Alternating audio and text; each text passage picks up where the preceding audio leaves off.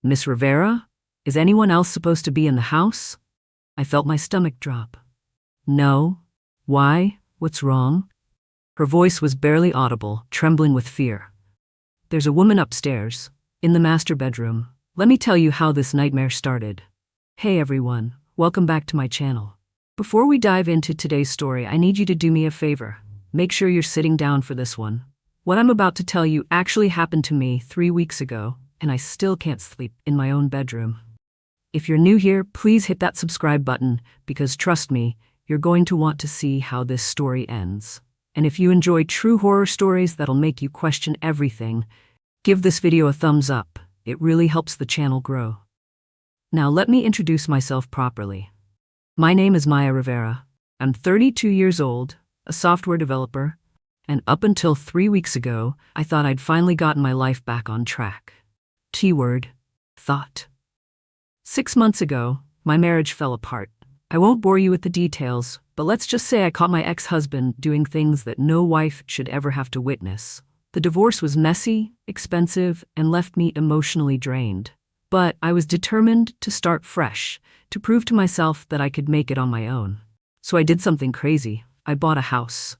Not just any house, but a gorgeous, 3-story Victorian in the old district of town. The moment I saw it online, I fell in love. High ceilings, original hardwood floors, those beautiful bay windows that let in streams of golden sunlight. It was built in 1924, and it had so much character. The price was suspiciously good for the neighborhood, but the realtor explained that the previous owner had passed away a few months earlier, and the estate just wanted a quick sale. I should have asked more questions. I really should have. I moved in 2 months ago, and at first, everything seemed perfect. I set up my home office on the main floor, turned the second bedroom into a guest room, and claimed the massive master bedroom as my sanctuary. It felt empowering, you know? Like I was finally taking control of my life after months of chaos. But here's the thing about old Victorian houses. They're huge. And when you're living alone, working from home, trying to manage a demanding tech job with back-to-back video calls, that house started feeling less like a sanctuary and more like an anchor dragging me down. Dishes piled up in the sink. Dust gathered on surfaces I couldn't reach. Laundry became a mountain I climbed every weekend. The house was beautiful, but it was suffocating me. I was overwhelmed, exhausted, and on the verge of a breakdown. Last Monday morning, I woke up to my alarm at 6:30 a.m., looked around my bedroom at the chaos, and just broke down. I sat on the edge of my bed and cried. Real, ugly crying. The kind where you can't catch your breath and your chest hurts. I was supposed to be thriving in my new independent life, but instead, I was drowning. That's when I decided I needed help. Not therapy, though I probably needed that too, but practical, immediate help. I needed someone to help me maintain this beautiful prison I'd bought for myself. I grabbed my laptop and started searching for cleaning services. I must have scrolled through dozens of options before I found Clean Sweep Solutions. 4.9 stars out of 5. Hundreds of glowing reviews. Professional. Trustworthy. Changed my life. The photos showed smiling cleaners with sparkling homes behind them. I booked an appointment for that same day. The website said they could have someone at my house by 9 a.m. It felt like fate, like the universe was finally throwing me a lifeline. I filled out the form, entered my credit card information, and got a confirmation email within minutes. The cleaner's name was Patricia Hendricks. Her profile showed a woman in her mid-50s with kind eyes and a warm smile. She had over 200 5-star reviews. People called her meticulous, respectful, and an absolute godsend. I felt a wave of relief wash over me. Everything was going to be okay. At exactly 9 a.m., my doorbell rang. I'd spent the last 2 hours stress cleaning the main areas because, yes, I'm that person who cleans before the cleaner arrives. Don't judge me. I opened the door, and there she was, Patricia, looking exactly like her photo. She wore a simple gray polo shirt with the Clean Sweep logo, comfortable jeans, and had her graying hair pulled back in a practical ponytail. She carried a large caddy filled with cleaning supplies and wore a genuine smile that immediately put me at ease. Maya Rivera? She asked, extending her hand. Her grip was firm and warm. That's me, I said, stepping aside. Please, come in. What a beautiful home, Patricia said, her eyes scanning the foyer with genuine appreciation. These old Victorians have such incredible bones. You don't see craftsmanship like this anymore. I felt a swell of pride. See, I'd made the right choice buying this place. Thank you, it's been a bit of a project, but I love it. How long have you lived here? She asked, setting down her supplies. Just 2 months. I'm still settling in, honestly. There's so much space, and I'm here alone, so... I trailed off, not wanting to overshare with a stranger, but Patricia's expression was so kind, so understanding. I completely get it, she said. My daughter just moved into her first house after her divorce. Big spaces can feel overwhelming when you're adjusting to living alone. That's why I'm here to take some of that burden off your shoulders. I could have hugged her right there. Finally, someone who understood. Let me give you a quick tour, I said, leading her through the main floor. So this is the living room, obviously. Kitchen through here. My home office is in that room. I work from home, so I'll be on a video call for the next few hours. I hope the vacuum noise won't be too disruptive. I'll save the main floor for last, Patricia assured me. I'll start upstairs and work my way down. That way, I won't disturb your meeting. You're an angel, I said, meaning it. We climbed the beautiful oak staircase to the second floor. I could hear each step creak under our weight, that authentic old house sound that I'd grown to love. Okay, so upstairs we have 3 bedrooms, I explained, gesturing down the hallway. This first one is my master bedroom. Feel free to do a deep clean in there, change the sheets, dust everything, the works. I've been neglecting it. Patricia peeked inside and nodded approvingly. Beautiful room. That original fireplace is stunning. Right? It's not functional anymore, but I love the aesthetic. I moved to the next door. This is the guest room. Pretty straightforward. And then this door. I paused at the third door, which remained firmly closed. This is kind of a storage room. The previous owner's belongings are still in there, actually. The estate company is supposed to pick everything up next week, but until then, it's locked. I haven't even been inside yet. I noticed Patricia staring at that closed door a bit longer than seemed necessary. Oh, were you hoping to clean in there too? I asked. She snapped her attention back to me, that warm smile returning. No, just curious. Old houses always have interesting storage spaces. Well, there's also a bathroom up here and a linen closet. I think that covers everything important. I started heading back toward the stairs, but something made me pause.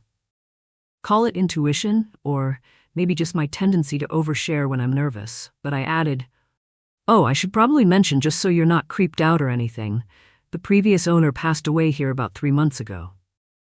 I watched Patricia's face carefully. For just a moment, and I mean a fraction of a second, her expression changed. The smile faltered. Her eyes widened slightly. Something flickered across her face that I couldn't quite read. Fear? Surprise? Recognition?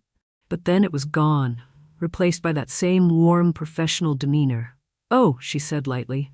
That's not uncommon with these older estates. Natural causes, I assume? Yeah, that's what the realtor said. She was elderly, lived here for decades, nothing dramatic or anything. Well, Patricia said, and I swear her voice had a different quality to it now, something I couldn't quite place. Old houses definitely have character, don't they? They certainly do, I agreed, though something about the way she said it made the hallway feel a few degrees colder. We headed back downstairs, and I showed Patricia where I kept extra supplies, garbage bags, paper towels, that sort of thing. She seemed back to her normal self, asking practical questions about my preferences. Did I want the windows washed? Should she organize the pantry? Was I okay with her using my vacuum, or should she use her own? I answered everything as thoroughly as possible, grateful to have found someone so detail-oriented. But I couldn't shake the feeling that something had shifted during that tour. Maybe it was just my imagination, or maybe I was projecting my own anxieties about the house onto her. As I walked back toward my home office, I glanced back and saw Patricia standing at the base of the staircase, looking up toward the second floor. She stood perfectly still, her head tilted slightly, as if she were listening for something. Patricia, everything okay? I called out. She turned to me quickly, that smile firmly back in place. Perfect. Just planning my attack strategy. I'll start upstairs like I said. You won't even know I'm here. Great. If you need anything, just let me know. I'll have my office door cracked. Sounds perfect, dear. I settled into my desk chair, opened my laptop, and pulled up my calendar. My first video call was in 5 minutes, a meeting with a client in Seattle about a software integration project. I needed to focus, to be professional, to prove I still had it together.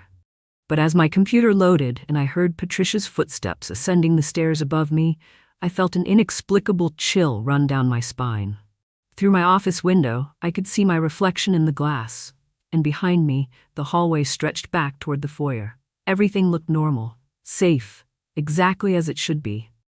So why did I suddenly feel like I'd made a terrible mistake? For the next hour, I tried to focus on my meeting. I heard Patricia moving around upstairs, footsteps crossing from room to room, the sound of drawers opening and closing, water running in the bathroom. Normal cleaning sounds. Nothing unusual. Until my phone started vibrating on my desk. I glanced down, annoyed at the interruption during my presentation. It was Patricia's number, the one CleanSweep had provided in the confirmation email. I ignored it. This meeting was too important. But then it rang again. Immediately, a cold feeling settled in my stomach. I excused myself from the call, stepped into the hallway, and answered. "Patricia, is everything?" Her voice cut through mine, barely a whisper, trembling with unmistakable terror. "Miss Rivera, is anyone else supposed to be in the house?" I stood in my hallway, phone pressed against my ear, trying to process what Patricia had just asked me. Behind me, through my office door, I could see my laptop screen, showing the faces of my colleagues in our video meeting, waiting for me to return. But suddenly, that meeting, the deadline, the client, everything, felt impossibly far away and completely meaningless. "No," I said slowly, my mind racing through possibilities. "Patricia, why? What's going on?" There was a pause on the other end. I could hear her breathing, quick, shallow breaths like she'd been running or was trying to stay quiet. When she spoke again, her voice was barely above a whisper, and I had to press the phone harder against my ear to hear her. "There's a woman upstairs." My heart started pounding. What do you mean there's a woman upstairs?" "In the master bedroom," Patricia continued, and I could hear the tremor in her voice getting worse. "I was cleaning the guest room, and I heard footsteps, walking around in your bedroom, back and forth, back and forth. I thought maybe you'd come upstairs, and I just didn't hear you, so I called out your name. But the footsteps stopped, just stopped completely." I felt my throat tighten. "Patricia, I'm downstairs. I haven't moved from my office." "I know," she whispered urgently. "I realized that, so I thought maybe I was hearing things, old houses creak and settle. So I went to check, just to reassure myself. And Maya," her voice cracked. I saw her through the crack in the door. "You saw? What exactly did you see?" My own voice sounded strange to me, high-pitched and thin. "A woman, standing in your bedroom. She's just standing there, facing the wall near your closet. She has dark hair, long, down to her shoulders. She's wearing a blue dress, and she's completely still, just staring at the wall. She hasn't moved since I looked. She's just standing there." I felt like someone had dumped ice water over my head. My mind was spinning, trying to find a logical explanation. Could someone have broken in while we were both distracted? But I hadn't heard anything. No alarms, no sounds of breaking glass or forced entry. "Patricia," I said, trying to keep my voice steady even though my hands were shaking, "listen to me very carefully. Get out of the house, right now. Don't confront her. Don't try to talk to her. Just get out." "Maya, I can't," Patricia whispered back, and I heard genuine terror in her voice now. When I saw her, I backed away slowly and locked myself in the upstairs bathroom. "I'm sitting on the floor right now. I'm too scared to open the door. What if she's in the hallway? What if she's waiting for me?" Okay, I said, forcing myself to think clearly despite the adrenaline flooding my system. "Stay where you are, keep the door locked, I'm calling the police right now." I pulled my phone away from my ear and stared at it stupidly for a second. How do you call 911 when you're already on a call? My mind wasn't working properly. Then I remembered my work phone. It was sitting on my desk. "Don't hang up," I told Patricia. "Stay on the line with me. I'm getting another phone to call the police." I rushed back into my office. My colleagues were still on the video call, and one of them was saying something about the quarterly projections, completely oblivious to the nightmare unfolding upstairs in my house. I grabbed my work phone without even looking at the screen, not bothering to leave the meeting or offer an explanation. My hands were shaking so badly I could barely dial 911. It took me 3 tries. 911. What's your emergency? The operator's voice was calm, professional. There's an intruder in my house, I said, the words tumbling out. I'm not home right now, but my cleaning lady is there, and she saw someone, a woman, in my bedroom. She's locked herself in the bathroom. Please, you need to send someone right away. As I gave the operator my address and details, I kept Patricia's line active on my personal phone. I could hear her breathing, quick and panicked. Maya? Patricia's whisper cut through my conversation with 911. Oh God, Maya. What? What is it? My heart was hammering so hard I thought I might pass out. I can hear her in the hallway now. Everything seemed to move in slow motion. The 911 operator was still talking, asking me questions, telling me police were being dispatched, but her voice faded into the background. All I could focus on was Patricia's whispered words coming through my phone. She's walking, Patricia breathed. I can hear the floorboards creaking. She's walking so slowly, back and forth in the hallway outside the bathroom door. The police are on their way, I told her, though I had no idea how long it would take them to arrive. Just stay quiet. Don't make a sound. She doesn't know you're there. Maya, Patricia whispered, and I could hear tears in her voice now. What if she does know? What if she's been waiting for me to come out? I was already moving, grabbing my keys from my desk, shoving my laptop closed without even ending the video call. I had to get home. I had to get there now. I'm coming, Patricia. I'm leaving right now. I'm 15 minutes away. Just hold on. The footsteps stopped, Patricia said suddenly. I froze, my hand on my office doorknob. What? They stopped. She's not walking anymore. It's completely silent up here. Somehow, the silence was worse than the footsteps. I could picture it. Patricia huddled on that bathroom floor, the phone pressed to her ear, straining to hear any sound from the hallway. And somewhere on the other side of that door, a stranger in my house, standing perfectly still. Maybe she left, I suggested, though I didn't believe it. Maybe she went back into the bedroom or downstairs? No, Patricia whispered. No, I don't think so. I think she's right outside the door. I can feel it. Does that sound crazy? I can feel her presence on the other side of this door. I was running now, through my office building's parking garage, my keys clutched in my sweaty palm. The 911 operator was still on my work phone, and I had it on speaker as I fumbled to unlock my car. Ma'am, units are en route to your address, the operator said. ETA is approximately 8 minutes. Please remain calm and stay on the line. 8 minutes. It might as well have been 8 hours. I threw myself into my car and started the engine, backing out of my parking space faster than I should have. Patricia was still on the line, and I could hear her breathing getting faster, more panicked. Patricia, talk to me, I said, speeding toward the parking garage exit. Are you okay? The doorknob, she whispered. My blood turned to ice. What about the doorknob? It's moving. Patricia, the door is locked, right?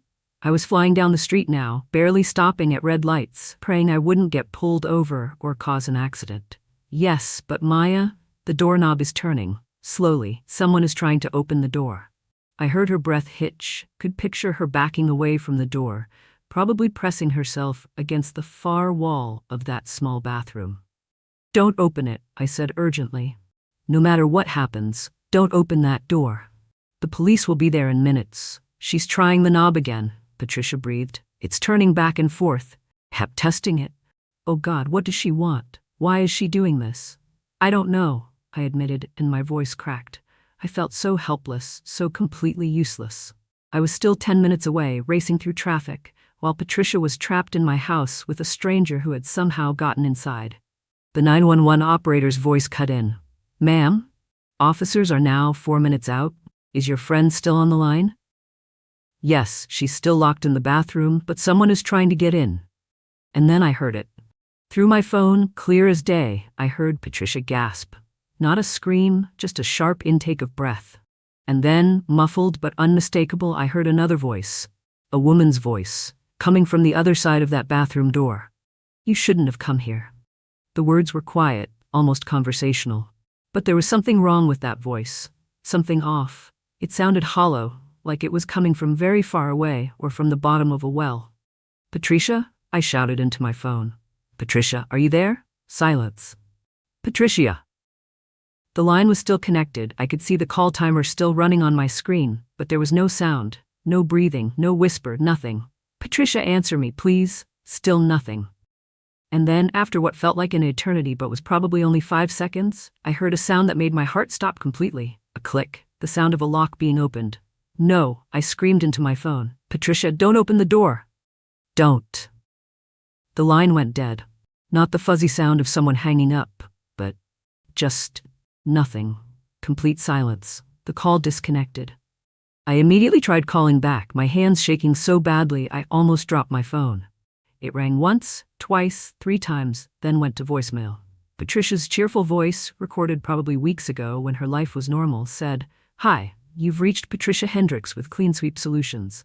I can't take your call right now, but please leave a message and I'll get back to you as soon as possible."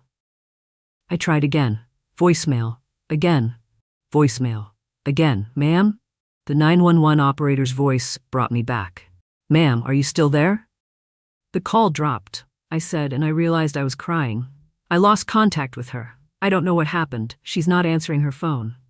"Officers are pulling up to your residence now," the operator said. "They're entering the property. Please stay on the line and stay where you are. Do not enter the house until officers have secured the scene." But I was already turning onto my street, my house coming into view. I could see 2 police cruisers parked in my driveway, their lights flashing red and blue against my beautiful Victorian house. It looked so peaceful in the morning sun, so completely normal. Like nothing terrible could possibly be happening inside those walls. I slammed on my brakes and threw my car into park, not even caring that I was blocking the street. I jumped out and started running toward my house, but a police officer intercepted me. "Ma'am, you need to stay back." "That's my house," I shouted. "My cleaning lady is in there. Someone attacked her. I heard it on the phone." "Ma'am, we have officers entering the premises now. I need you to stay here with me. Can you tell me your name?" "Maya Rivera." "Please," she was in the upstairs bathroom. Someone was trying to get in. I heard a voice and then the line went dead. The officer was talking into his radio, relaying information. I could see 2 other officers at my front door. One was trying the handle, while the other had his hand on his weapon. My front door was locked. Just as I'd left it, the officer with me asked if I had a key, and I handed it over with shaking hands. Everything felt surreal, like I was watching this happen to someone else. This couldn't be my life. This couldn't be my house. The officers entered, weapons drawn, and I stood on my lawn, being held back by the officer who'd stopped me. Minutes passed. Each one felt like an hour. Finally, one of the officers appeared in the doorway and gestured to his colleagues. They talked in low voices, their expressions serious. Then one of them walked toward me. "Miss Rivera, we've cleared the main floor and the upstairs. We found your employee." My heart lurched. "Is she okay? Is Patricia okay?" The officer's expression was carefully neutral. "She's alive. She's in the upstairs bathroom. She's not injured, but she's extremely distressed. We're calling for paramedics now. She's not making a lot of sense at the moment." "What do you mean? What happened?" I tried to move past him, but he held up a hand. "Ma'am, we need to ask you some questions first. When was the last time you were in your house?" "This morning." "I've been here all morning. I was in my office on the first floor while Patricia was cleaning." "And you never went upstairs?" "No." "Why? What's going on?" The officer exchanged a glance with his partner. "Ma'am, we've searched the entire house. All the windows are locked from the inside. The doors were locked. There's no sign of forced entry anywhere." I stared at him, not understanding. "But, the woman." Patricia saw a woman in my bedroom. Someone tried to get into the bathroom. I heard a voice. "Ma'am," the officer said gently, "there's no one else in the house, just your employee, and all the doors and windows are secure. No one could have gotten out." I stood there on my lawn, staring at this police officer who was telling me something impossible. No one else in the house. No one could have gotten out. But I knew what I'd heard. I knew the terror in Patricia's voice was real. "That's impossible," I whispered. "Someone was there. Someone tried to get into that bathroom." The officer's expression shifted slightly. Ma'am, there is something you should know. We did find something upstairs. In your master bedroom. Something that your employee insists she didn't do. What? What did you find? I think you should come see for yourself, but I need to warn you, it's unsettling. He started walking toward my house, and on legs that didn't feel like my own, I followed him. I had no idea what I was about to see. But as I climbed those familiar stairs, I felt like I was walking into a nightmare that I would never wake up from. My legs felt like they were made of lead as I climbed the steps to my front porch. The house that I'd fallen in love with just 2 months ago suddenly looked different, darker somehow, even in the bright morning sunlight. The Victorian architecture that had seemed so charming now looked imposing, threatening. Those beautiful bay windows looked like eyes watching me. 3 police officers were inside, and as I entered, I could hear sounds from upstairs, voices. Someone crying. "Patricia?" I called out, starting toward the stairs. Ms. Rivera, one of the officers, his name tag read Martinez, intercepted me gently. "Your employee is being attended to by Officer Chen. She's physically unharmed, but she's experiencing significant distress. Paramedics are on the way." "I need to see her. I need to know what happened." "You will. But first I need you to look at something. Can you come with me?"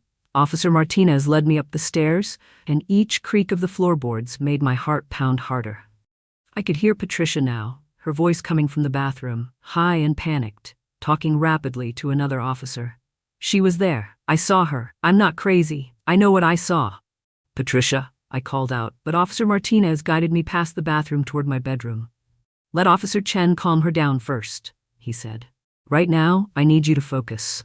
I need you to tell me if anything looks different or out of place in your bedroom." He pushed open my bedroom door and I stepped inside. At first, everything looked normal. My bed was made. I'd done that this morning before Patricia arrived. My dresser, my nightstands, my antique vanity, everything was exactly where it should be. "I don't see anything wrong," I said, scanning the room. "It looks like I left it." "Look more carefully," Officer Martinez said, his voice quiet and serious in a way that made my skin prickle. I moved further into the room, turning slowly. My eyes swept over the furniture, the curtains, the hardwood floor. And then I saw it. My closet door was open. "The closet," I whispered, pointing. "I always keep that closed. I'm obsessive about it. I closed it this morning after I got dressed." "Are you certain?" Officer Martinez asked. "Positive. I have this thing about open closets. I can't sleep if it's open. I always close it." The officer nodded slowly. "Can you come look at something inside?" Every instinct in my body was screaming at me to run, to get out of that room, out of that house. But I forced myself to walk toward the closet. Officer Martinez stood beside me, and together we looked inside. My clothes hung neatly on their hangers, just as I'd left them. My shoes were lined up on the floor. Everything was normal, except for the footprints. "Oh my God," I breathed. There, on the hardwood floor of my closet, were muddy footprints, small prints, clearly from a woman's shoe. They started at the back of the closet and walked forward, toward the bedroom, and then they just stopped, right at the threshold of the closet, like whoever made them had simply vanished. "Those weren't there this morning," I said, my voice shaking. "I would have noticed, and it hasn't rained in over a week. Where did the mud come from?" "That's what we're trying to figure out," Officer Martinez said. "The prints are from a woman's shoe, approximately size 7. Do you wear size 7? No, I'm a 9. "And your employee?" "I don't know, but even if she did, why would Patricia go into my closet with muddy shoes? That makes no sense." Officer Martinez pulled out his phone and took several photos of the footprints. "We'll need to have these analyzed. In the meantime, there's something else I need to show you. It's on your mirror." He led me to the full-length mirror that stood in the corner of my bedroom. It was an antique piece I'd inherited from my grandmother, ornate frame, slightly tarnished silver finish. Beautiful, but I'll admit, a little creepy, especially now. "Do you clean this mirror regularly?" the officer asked. "Not really," I admitted. "I mean, I wipe it down when I notice fingerprints, but why? When was the last time you cleaned it?" "Maybe a week ago? I don't know. What does this have to?" And then I saw it, and my words died in my throat. Written in the dust on the mirror in shaky, uncertain letters were 3 words: "She never left."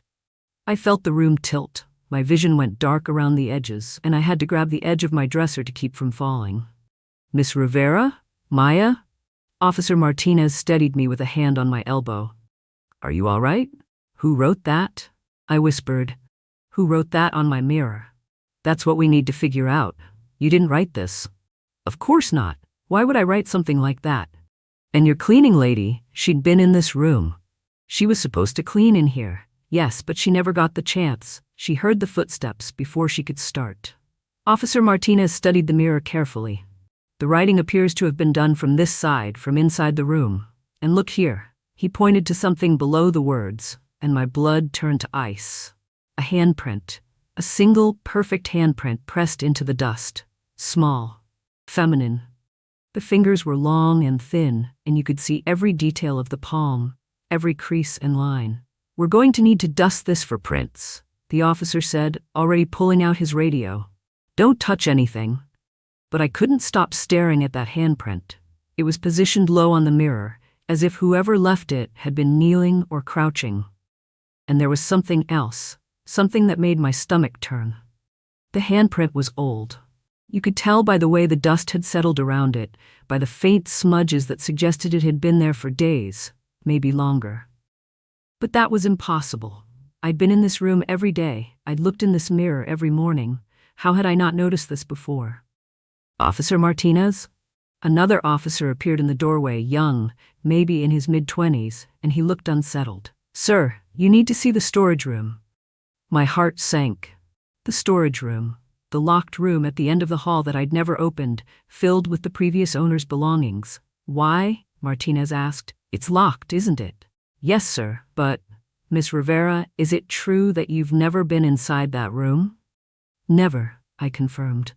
I don't even have the key. The estate company was supposed to bring one when they came to pick up the boxes.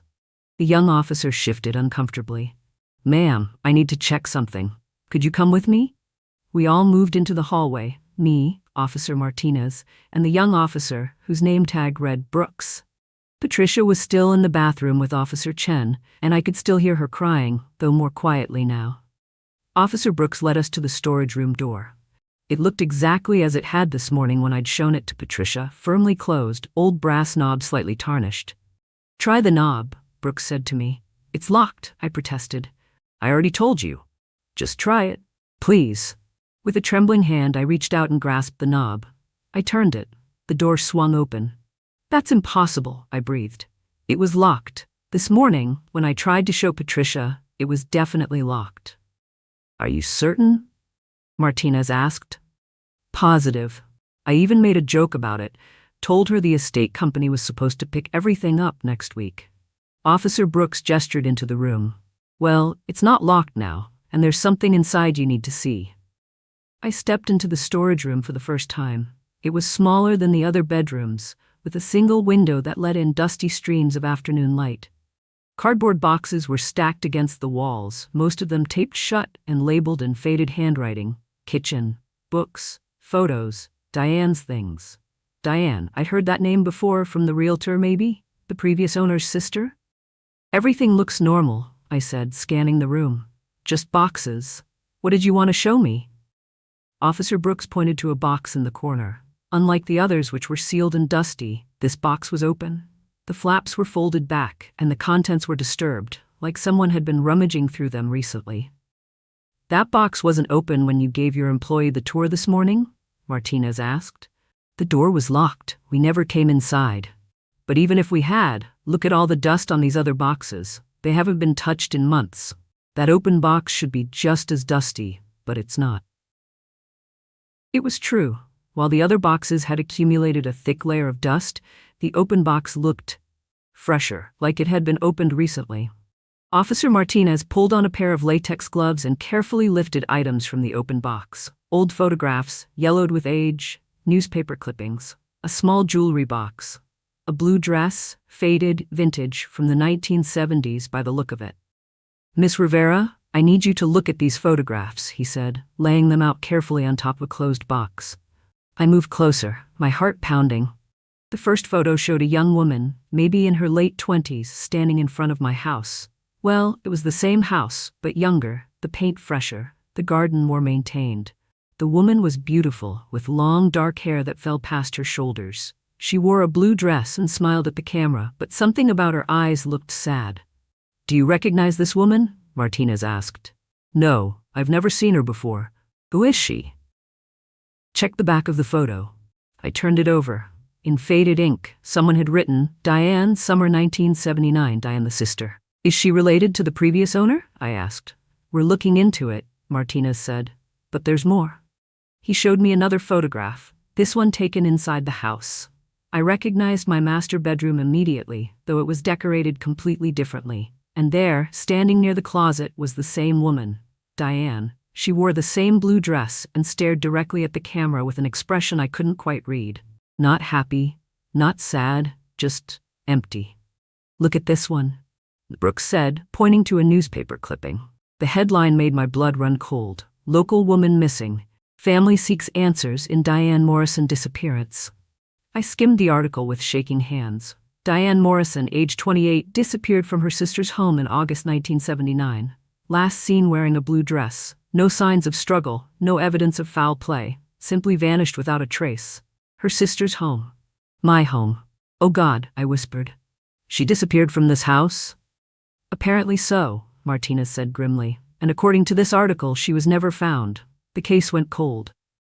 A sound from the doorway made us all turn. Patricia stood there, Officer Chen supporting her arm. Patricia's face was pale, her eyes red from crying, but when she saw the photographs laid out on the box, she let out a strangled gasp. "That's her," Patricia said, pointing with a shaking finger at the photo of Diane. "That's the woman I saw in the bedroom. I swear to God, that's her. Same dark hair, same blue dress, same face. That's her." The room went completely silent. You could have heard a pin drop. "Ma'am," Officer Chen said gently, "this photograph is from 1979. That's over 40 years ago."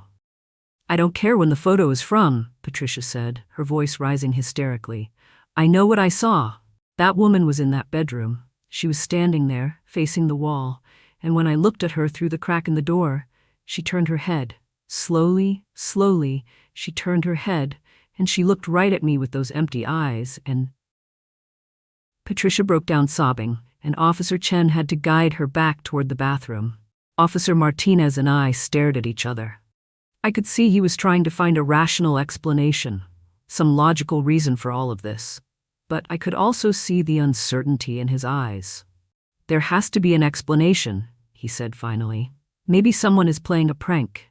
Maybe they broke in through a window we haven't found yet, dressed up like this woman from the photos, trying to scare." "All the windows are locked from the inside," Brooks interrupted. "We checked every single one, and there's no sign of forced entry anywhere. Plus, how would some prankster know about Diane Morrison? These boxes have been sealed for who knows how long." Martinez opened his mouth to respond, but at that moment his radio crackled to life. "Martinez, this is Rodriguez. I'm checking the basement level. You need to get down here. Now." The officer's face went pale. "What is it?" "Just get down here and bring Miss Rivera." I hadn't even known my house had a basement. The door was hidden in the back of my kitchen pantry, something the home inspector had mentioned in passing, but that I'd never bothered to investigate. Officer Rodriguez had found it and, against protocol apparently, had decided to check it out. As we descended the narrow wooden stairs, the temperature dropped noticeably. The air smelled damp, musty, like earth and decay. A single bulb hung from the ceiling, casting weak yellow light across the cramped space. The basement was small, mostly empty, except for some old furniture covered in sheets, and my breath caught a section of the concrete wall that looked newer than the rest. Rougher, like someone had patched it hastily. "You see it?" Rodriguez said, pointing. Martinez moved closer, running his gloved hand over the newer concrete. "This section has been repaired, recently, by the look of it." "How recently?" I asked, though I wasn't sure I wanted to know the answer. "Hard to say. Could be a few months. Could be longer. But the concrete is definitely newer than the rest of the foundation." Officer Brooks pulled out his phone and started taking pictures. "Should we get a crew in here?" "Look at this," Rodriguez interrupted, crouching down near the base of the wall. We all gathered around. There, barely visible in the weak light, was something scratched into the concrete. Letters, carved by hand with something sharp. The handwriting was desperate, shaky, Tell them where I am. And below it, scratched so deeply the concrete was gouged. In the walls. Officer Martinez immediately radioed for backup and forensics. Within minutes, my quiet residential street was filled with police vehicles, evidence techs, and specialized equipment I couldn't even name. They brought in ground-penetrating radar. They brought in cadaver dogs. They brought in structural engineers. And what they found in the walls of my beautiful Victorian house, what had been hidden there for over 40 years. It was nearly 8 p.m. by the time the police finally cleared out of my house. They'd been there for hours, taking photographs, collecting evidence, documenting everything. The basement, the bedroom, the storage room, the mirror with its dusty message. They'd brought in specialists, forensic experts, people with equipment I couldn't even name. But in the end, they left with more questions than answers. No signs of forced entry. No explanation for the muddy footprints in my closet. No rational reason for any of what had happened. The lead detective, a woman named Carson who had kind eyes and a no-nonsense attitude, had pulled me aside before leaving. "Miss Rivera," she'd said, "I want to be straight with you. We can't explain what happened here today. Your employee claims she saw someone, but we found no one. There's evidence of unusual activity, but no clear perpetrator. The case of Diane Morrison from 1979 is being reopened and we'll be investigating thoroughly. But for now, all I can tell you is that this house has a dark history, and whatever happened today seems to be connected to it." "So what am I supposed to do?" I'd asked, my voice hollow. "Just live here? Pretend this didn't happen?" Detective Carson had looked at me for a long moment. "That's up to you. But if I were you, I'd seriously consider whether this is a place you want to call home." Now, as I sat in my kitchen with Patricia, both of us clutching mugs of tea with shaking hands, those words echoed in my mind. Patricia had refused to go home. She was too shaken, too terrified to be alone. And honestly, I didn't want to be alone either. So we sat together in my kitchen, this kitchen where I'd imagined cooking Sunday brunches and hosting dinner parties, and tried to make sense of the impossible. "I keep seeing her face," Patricia whispered, staring into her tea. "Every time I close my eyes, I see her, standing there, staring at that wall. And the way she turned her head when I looked at her." She shuddered. It wasn't natural. It was too slow, too deliberate, like she wanted me to see her face. "Patricia," I said gently, "the police didn't find anyone. They searched everywhere." "I know what I saw," she insisted, and there was no doubt in her voice. "That woman in the photograph, Diane Morrison, that was her. I don't care if it's impossible. I don't care if it makes me sound crazy. That was her." I opened my laptop, my hand still trembling slightly. "Tell me everything you remember about what you saw." Patricia took a shaky breath. She was tall, thin, long dark hair. The blue dress, it looked vintage, like something from the 70s. She was standing near your closet facing the wall. Just standing there. When I looked through the crack in the door, I watched her for maybe 10 seconds, and she didn't move at all. And then, Patricia's voice broke. Then she turned her head, so slowly, and she looked right at me. Her eyes were empty, like there was nothing behind them, and her lips moved, and I heard her say, "You shouldn't have come here." A chill ran down my spine. I typed "Diane Morrison disappearance 1979 into the search bar, going deeper than I had during my initial house research. This time, I wasn't looking for property values and neighborhood statistics. I was looking for the truth. Article after article appeared. Local news coverage from 1979, follow-up pieces from the 80s and 90s. Even a true crime blog post from a few years ago. "Listen to this," I said, reading aloud. "Diane Morrison, age 28, disappeared from her sister's residence on August 15, 1979. She had been staying with her sister, Regina Morrison Crawford, and Regina's husband, David Crawford, while recovering from a difficult divorce. Neighbors reported seeing Diane earlier that day, but by evening she was gone. Police found no signs of struggle, no evidence of forced exit. Her belongings remained in the guest room. It was as if she'd simply vanished into thin air." "Regina Morrison Crawford," Patricia repeated. "That's the woman who owned this house before you?" "Yes. She lived here until she died 3 months ago." I kept scrolling, my heart pounding faster with each article. "Patricia, look at this. There were suspicions. Some people thought Regina knew more than she was saying, but there was never any evidence. The case went cold within a year. I found Regina's obituary next, and what I read made my blood run cold. Regina Morrison Crawford, 89, passed away peacefully in her home on July 12. A lifelong resident of the area, Regina was known for her devotion to her family and her beautiful Victorian home, where she resided for over 50 years. She never remarried after the death of her husband David in 1982, and lived as a recluse in her later years. She is survived by several nieces and nephews. Memorial service details to follow. And then at the bottom, a quote that Regina had apparently requested be included in her obituary. I kept my promise. I never told anyone. Patricia and I stared at each other across the kitchen table. I kept my promise, Patricia whispered. What promise? Promise to whom? I don't know, I said, but my mind was racing. But I think God, Patricia, I think Diane never left this house. I think something happened to her here, and Regina knew about it. Maybe she was involved. Maybe she covered it up, and she kept that secret for over 40 years. Until she died, Patricia said slowly. And then today. Today you saw her, or something that looked like her. I stood up abruptly, my chair scraping against the floor. The home inspector, when he came through during my purchase, he mentioned something about the master bedroom, something about the wall structure being unusual. I ran to my office and grabbed the home inspection report from my filing cabinet. My hands shook as I flipped through pages of technical jargon about electrical systems and plumbing. And then I found it. Note: master bedroom west wall shows evidence of modification. Interior wall appears to have been sealed, reconstructed at some point, likely in late 1970s or early 1980s based on materials used. Structural integrity is sound, but workmanship is amateur. Recommend further investigation if buyer plans major renovations. I'd skimmed right over that during the purchase process, more focused on the foundation and the roof. But now... Patricia, I said, my voice barely above a whisper.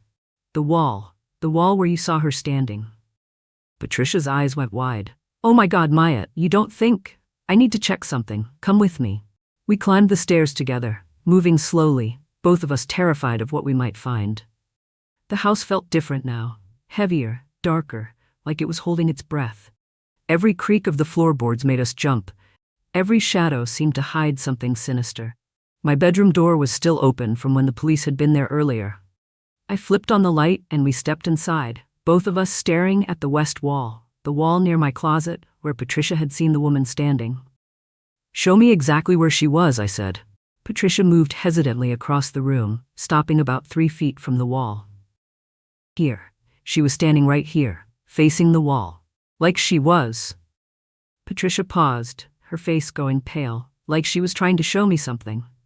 I grabbed a flashlight from my nightstand and approached the wall. At first glance, it looked normal, just wallpaper over plaster, same as the rest of the room. But as I moved the flashlight beam slowly across the surface, I started to notice things. The wallpaper pattern didn't quite match. It was close, same style, same era, but the colors were slightly off, like someone had tried to match it years later and couldn't find the exact same print. I knocked on the wall. Solid sound. I moved 2 feet to the left and knocked again. Still solid. But when I knocked directly in front of where Patricia said the woman had been standing, the sound changed. Hollow. Different. There's something behind here, I said, my heart racing. This section is different from the rest. Patricia moved closer, her curiosity overcoming her fear. What are we going to do? I knew I should call the police. I knew I should wait for professionals to handle this. But something inside me, some desperate need to know the truth, to understand what had happened in my home, made me reach for the edge of the wallpaper. Maya, wait. Patricia started, but I was already peeling. The wallpaper was old, and it came away easily, tearing in long strips. And underneath, instead of the smooth plaster that covered the rest of the walls, there was rough, amateur patchwork. Someone had sealed this section of wall, but they'd done it hastily, without skill. We need to call the police, Patricia said, her voice shaking. We need to call them right now. She was right. I knew she was right. I called Detective Carson's number with trembling fingers. They came back within 30 minutes, Detective Carson, Officer Martinez, and a team of specialists with equipment designed to see through walls without damaging them. The ground-penetrating radar confirmed what we all feared. There was a void behind that section of wall. And inside that void, there was something solid, something that matched the density of human remains. "We need to open this wall," Detective Carson said grimly. "Miss Rivera, I'm going to ask you to wait downstairs while we work." But I couldn't leave. I needed to see. I needed to know. They worked carefully, methodically, removing the plaster bit by bit.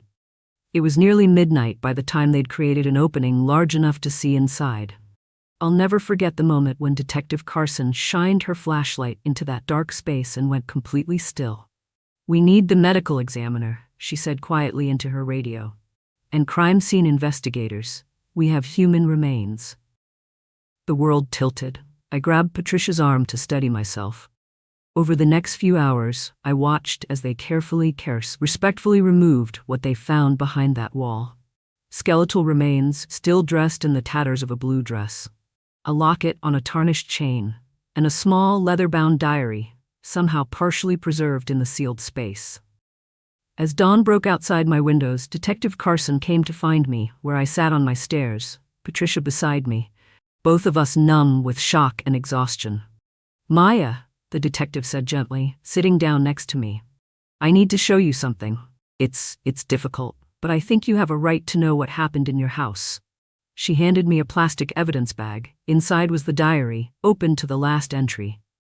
The handwriting was desperate, shaky, the words bleeding across the page. August 15, 1979.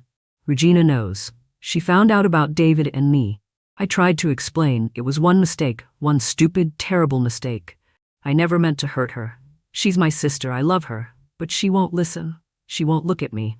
She told me David meant nothing to her compared to this house, that this house is her whole life, her whole identity, that she won't let me destroy it. She locked me in here, in this space behind the wall that David built when they first renovated. She said no one will ever find me. She said she'll keep me in the walls of the house she loves more than anything, even family. I can hear her on the other side, mixing cement or plaster. She's sealing me in. Oh God, she's really doing this. My own sister. If someone finds this, if someone ever opens this wall, please tell them what happened. Tell them Regina did this. Tell them I didn't just disappear. Tell them I'm in the walls. I can't breathe. The space is so small. Please, someone, anyone." The entry ended there. I sat there on my stairs, holding that evidence bag, and I couldn't speak, couldn't breathe, couldn't process what I'd just read. Patricia was crying quietly beside me. Detective Carson waited patiently, letting the horror of it sink in. "Regina sealed her own sister in the wall?" I finally whispered. "She left her to die there?" "It appears so," Carson said. "Regina's husband, David, died in 1982, only 3 years after Diane's disappearance. Based on what we're finding, it looks like he may have helped Regina with the initial construction. He was a contractor, had the skills to do this kind of work. But we may never know his full involvement. And Regina lived here for 40 more years," I said, my voice hollow. "She lived in this house, sleeping in that bedroom, knowing her sister was sealed in the wall. How could someone do that? How could anyone do that?" "People are capable of terrible things," Carson said quietly. "Especially when it comes to betrayal, jealousy, and pride. Regina chose this house over her sister. She chose to preserve her life, her reputation, over doing the right thing. I kept my promise. I never told anyone." I quoted from Regina's obituary. That's what she meant. She kept Diane's secret. She never told anyone what she'd done. Patricia spoke up, her voice rough from crying. "But Maya, what I saw today, how do you explain that? How do you explain the woman I saw standing in front of that wall?" Detective Carson looked between us. "I can't explain it. Officially, I'd say it was stress, shadows, your mind playing tricks in an old house. But unofficially?" She paused. "I've been a cop for 20 years. I've seen things I can't explain. This house, there's something about it. Something that wanted Diane to be found. Whether you believe that was Diane's spirit trying to reach out, or just an incredible series of coincidences that led you to hire Patricia, who happened to see something that led us to investigate. Either way, Diane is finally going to get the justice she deserved." The sun was fully up by the time the medical examiner's van pulled away from my house, taking Diane Morrison's remains to finally be properly buried.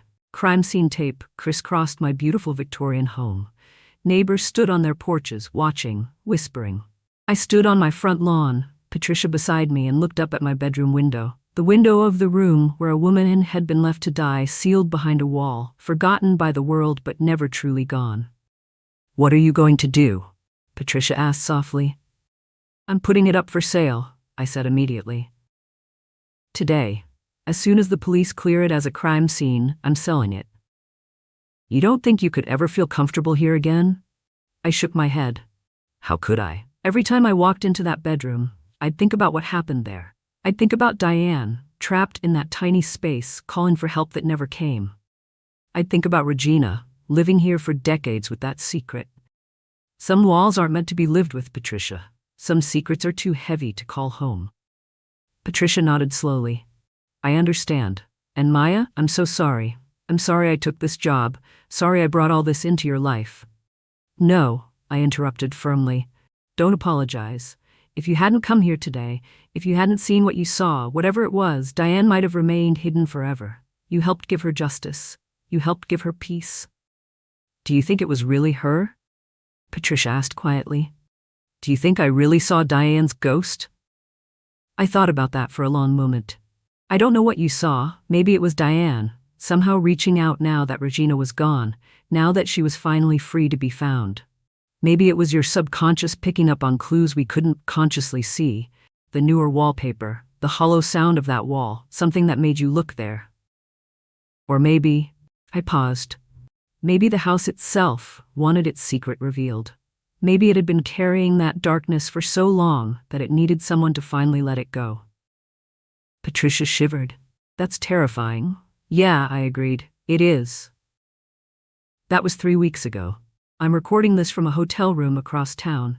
My house is still technically mine, but I haven't spent a single night there since that day. It's been cleared as a crime scene now, and I've listed it with a realtor, with full disclosure about what happened there, of course. Regina Morrison Crawford's estate is being investigated. Her nieces and nephews claim they had no idea what she'd done, and I believe them. The case has made national news. "Sister sealed in wall for 45 years" was one headline. "Victorian house hides deadly secret" was another. Diane Morrison was finally laid to rest last week. I attended her funeral, a small service with only a handful of people who remembered her. 45 years is a long time. Most of the people who knew her are gone now, but at least she's at peace. At least she's finally home, in the real sense of the word. As for Patricia, she quit Clean Sweep Solutions. She said she couldn't go into another house without wondering what secrets might be hidden in the walls. I don't blame her. I can't look at any house the same way anymore. Sometimes, late at night, I think about that morning. About Patricia's phone call. About the terror in her voice. About the woman in the blue dress standing in my bedroom, facing the wall where she'd been sealed away for so long. Was it really Diane's ghost? Was it a hallucination brought on by stress and the oppressive atmosphere of that house? Was it some kind of psychic echo, a memory imprinted on the walls themselves? I don't know. I'll probably never know for sure. But what I do know is this. Houses remember. They hold on to the things that happen within their walls, the love and laughter, but also the pain and secrets and terrible choices. And sometimes, if the secret is dark enough, if the injustice is great enough, those walls will find a way to speak. Diane Morrison deserved better than what her sister did to her.